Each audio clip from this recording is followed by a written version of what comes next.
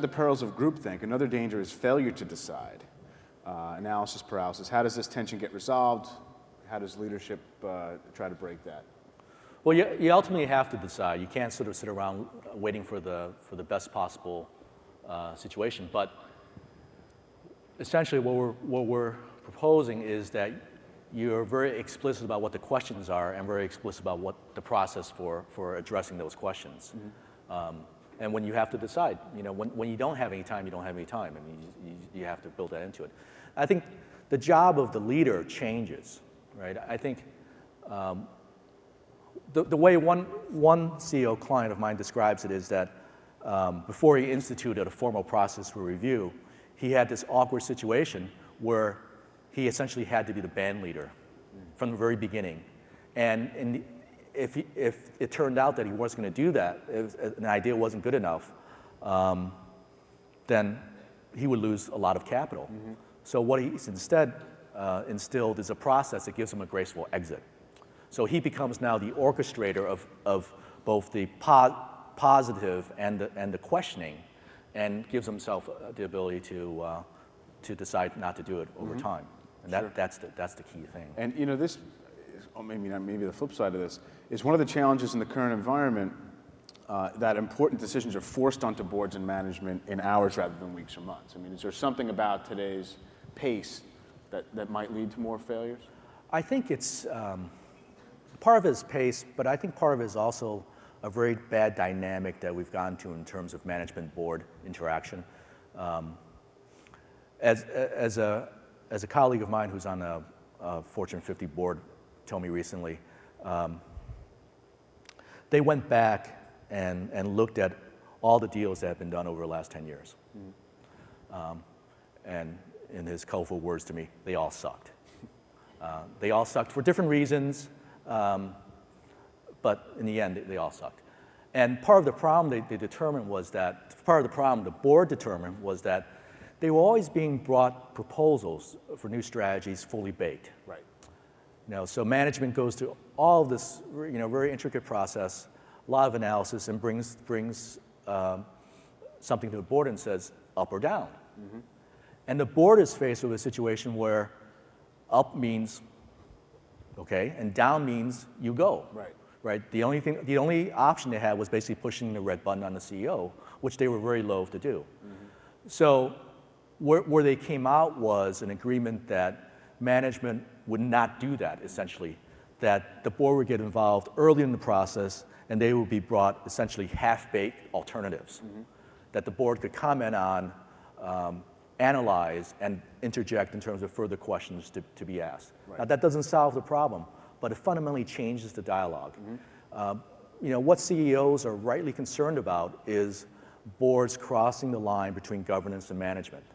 And essentially, they don't have the capacity or probably the capability to interact with, to affect day-to-day management because they don't have the information, they usually don't have the industry knowledge. So CEOs don't want boards to cross over, but at the same time, in the course of doing that, they restrict their governance options. Yeah. So one of the things that this proposes is actually changing how governance is done and allowing the board to come into it earlier. I also wonder, even among boards or other sort of executive committees that do engage in some kind of debate, but yet there's always this ethic, when we come to a decision, by consensus, by vote, whatever, we still have to show a unanimous front. It's the Greenspan thing to me, right? There was not a single decision in 25 years of Greenspan's tenure that the board was not unanimous on. Right. So I guess there's a sort of we want to show a united front is always in people's minds. Yeah. The danger is when that's used as a weapon to quiet people. Right. We tell a story in the book about a CEO who's on the verge of a multi-billion-dollar acquisition, and he had very serious dissent in his management team. So what he did was he called a management meeting and said, okay, this is what we're going to do. I'm going to listen. I'm going to listen to everybody and the issues they have, and at the end, we'll take a vote. Right? And if we vote to move forward, we have to agree that we're going to be together. And if you dissent publicly about it, you have to offer your letter of resignation immediately. So what happened? They went around the table. Some people said something, other people said, whoa, and they voted. And strangely enough, they did the deal. No more public dissension. 6 years later, they unwound the deal for a fraction of what they paid. The CEO got his consensus and got the public face, but it was worthless. Now, at the same time, I think if you go through a deliberative process and you make it as strong as you can, then you have to strike out together on it. Right. But the process of getting there, I think, can be fundamentally different. Well, it gets to something else that I kind of pulled out as a thread from the book, which is even strategic decisions that are made, in a very sound manner, they don't always work out, right? Yeah. So it's not as if failure means the process was wrong or success means the process was right? So I always look at it, in every endeavor, process-based approaches are better than solutions. Right. Well, you have, business is a contact sport. Right? Somebody's going to win, somebody's going to lose, and they could be both very able competitors. You just want to be in the strongest position possible once you get into the game. In that context, too, it was a lot of naturally the discussion gravitates toward big deals and large new ventures and such. But it seems to me one of the hardest things has to be to sort of pull the plug at an early stage on something that isn't going right. Yeah. Right? I would imagine that comes through in a lot of your consulting work. There's a... the Iridium thing, for example. Yeah.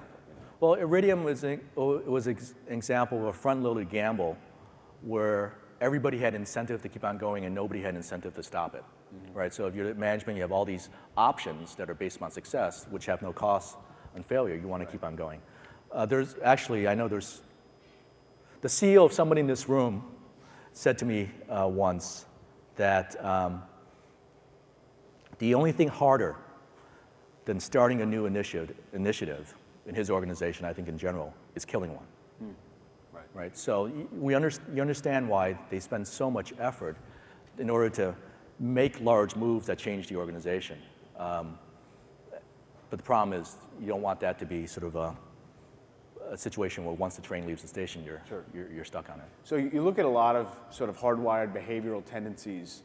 You discuss some of those here. I'm wondering if it's your observation that there is sort of a CEO type. I know there's been studies about, higher tendency of overconfidence, things like that. Do you actually find in your experience that there seems to be personality traits that lend themselves toward the people who ultimately become CEOs? I think that, the commonalities are usually, about capability and experience, and I think most CEOs tend to be there. I think there are very different personality types in terms of how they make decisions. And there are the ones who, need to drive and won't yield to questions, things of that sort, are the ones who, once they get out of their element, tend to have the really, really big failures. And not to pick overly on George Fisher anymore, but he represents the type, this sort of paradigm of the CEO that seems to be transportable. He just has CEO stuff, and we can plug him into different companies. Does that ever work, or do you feel like people have to have some background in the organization, typically to make it, at least for a large company, to make it work? I don't think I can generalize, but I think there are elements that the CEOs moving into another industry have to recognize their potential faults, or at least lack of knowledge. I would imagine that there's been a fair number of people in this room who've had to deal with a new management that was less versed in your industry than you were, right? And now the question is, how do they get versed, and do they over-apply the lessons from other places? So there's drawback to being too siloed in industry. There are drawbacks to not having the industry perspective. Well, and I guess the flip side being, in some situations, sort of the fresh eyes and kind of asking the simpler questions that never get asked is not too bad.